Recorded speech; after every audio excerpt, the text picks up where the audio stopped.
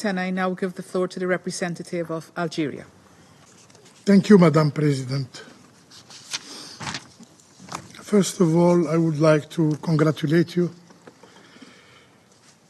and Guyana for presiding over the Council during February, and I assure you about Algeria's full support.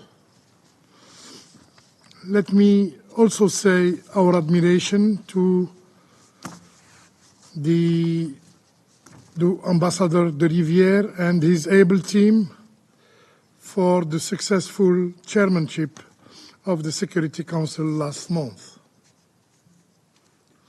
Our appreciation goes to Madame Di Carlo for her insightful briefing. The Middle East stands at the precipice of collapse.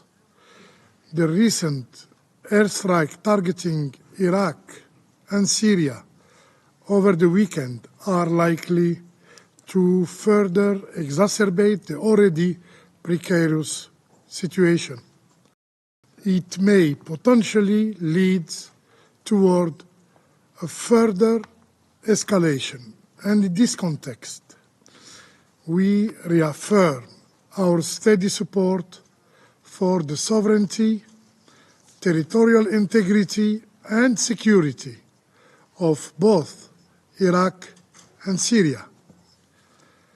The brotherly people of Syria and Iraq deserve to live in peace and prosperity. Madam President, in light of these critical circumstances, we urge for restraint and avoidance of any escalation. The region cannot bear the burden of additional tensions, and we firmly believe that force is not and will never be the means for peace and stability. History attests that force only causes ruin, instability, and fosters animosity.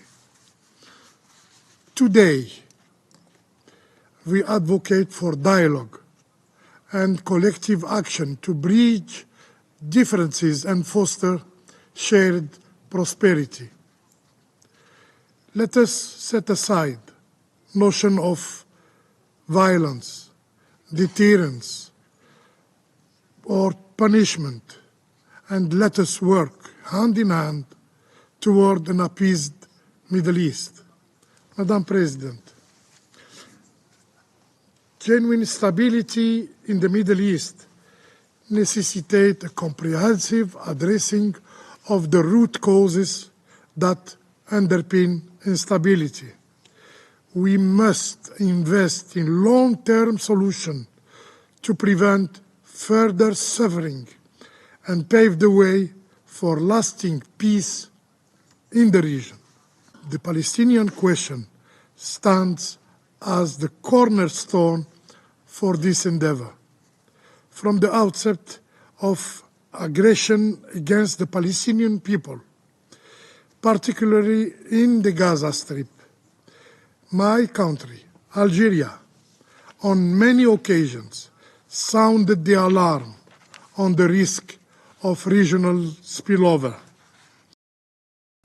Regrettably, the situation has evolved into a devastating reality, compelling us to redouble our effort to halt the escalation across the entire region.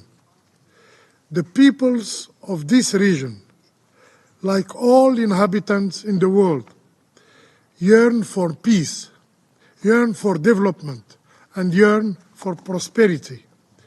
It is high time for this cradle of civilization to reclaim its stability. The initial stride toward this goal lies in an immediate ceasefire in Gaza. I thank you. I thank the representative of Algeria for their statement.